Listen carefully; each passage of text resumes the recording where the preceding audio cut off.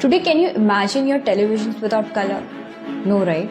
Well, today's tale is an interesting intersection of space, television, and Asian Games. This is the story that fueled a revolution. Sports was going to give India the wings through the Asian Games that were going to be televised in color for the very first time. So how did India manage to pull off this historic event? To understand this, let's go back to 1977 to the era of black and white television. Former Prime Minister Morarji Desai was in power when the Asian Games Federation awarded India the games that to be held in 1982. He believed hosting the event would require extravagant preparation the country could not afford. He even came close to cancelling the games before his government crumbled in June 1979. Even his successor Charan Singh felt that hosting the games was unnecessary.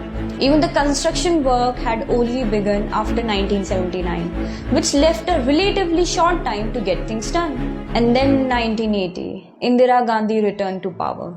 She was keen to follow the footsteps of Jawaharlal Nehru, under whose reign India hosted the first ever Asian Games in 1951. And to make this even possible, Indira Gandhi sat with her team, Doordarshan and ISRO, because obviously to cover a large area, you need satellites. A lot was on stake, and more than anything, it was India's pride of hosting this mega sporting event that was returning to Delhi after almost 30 years. Doordarshan didn't have the means to telecast shows in color back then, and it got a time frame of just 18 months to shift to color technology. India purchased 4 outside broadcasting vans to provide live color coverage of at least 2 events at any point of time. Engineers from different Doordarshan centers across the country were trained in India and abroad to man these machines. The OB vans were placed outside Jawaharlal Nehru Stadium and 1 each at Indraprasth Stadium and Talkatora swimming pool. ISRO, after the failed INSAT 1A, with the help of the Soviets, finally ushered India into the world of color television.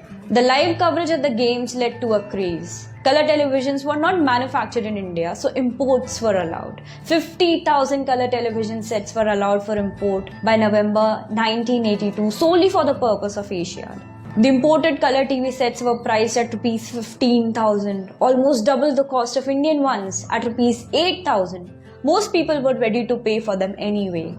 The government accounted Rs 70 crore in custom revenue for imported sets, with 1 lakh sets imported into the country. Finally, New Delhi was decked up as new and ready for a big display. On 19th November 1982, President Zail Singh declared the 9th Asian Games open to not just the 75,000 spectators at the Jawaharlal Nehru Stadium, but also to the millions sitting in front of their televisions, eagerly waiting to watch their athletes make and break records in color.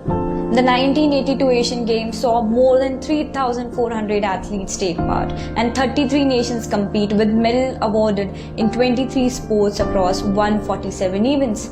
India finished 5th with 57 medals, and this is when India got to see PT Usha for the first time in color television. And little did we know that she would eventually become a living legend of athletics. Critics called it India's taste for modern consumerism.